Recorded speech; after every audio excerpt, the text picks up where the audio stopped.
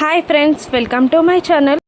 బుల్లపై అహల్య తెలిసిన స్వామీజీ ఉన్న గుడికి వస్తాడు. అక్కడ స్వామీజీ బుల్లబ్బాయిని, ఏంటి బుల్లబ్బాయి దారి తప్పి ఇలా వచ్చావు అని అనగానే, నేను దారి తప్పి రాలేదు, నా బంగారాన్ని వెతుక్కుంటూ వచ్చాను అని అనగానే అతడు తడబడుతూ ఉంటాడు. ఇంతలో అహల్య బుజ్జిని తీసుకొని అదే గుడికి వస్తుంది.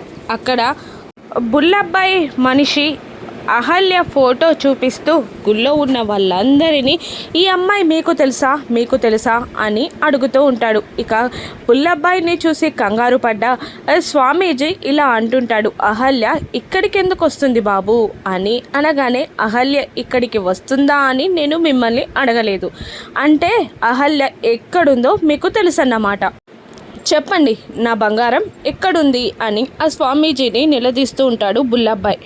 ఇక సుభద్ర కూడా అదే గుడికి వస్తుంది.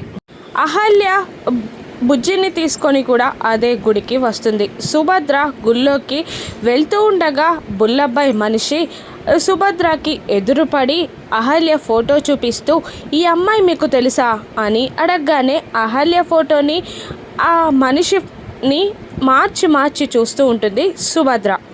ఆ పంతులని బెదిరించి బుల్లబ్బాయి అక్కడి నుండి బయటికి వెళ్తూ ఉండగా అహల్య బుజ్జిని తీసుకొని బుల్లబ్బాయికి ఎదురు పడపోతూ ఉంటుంది.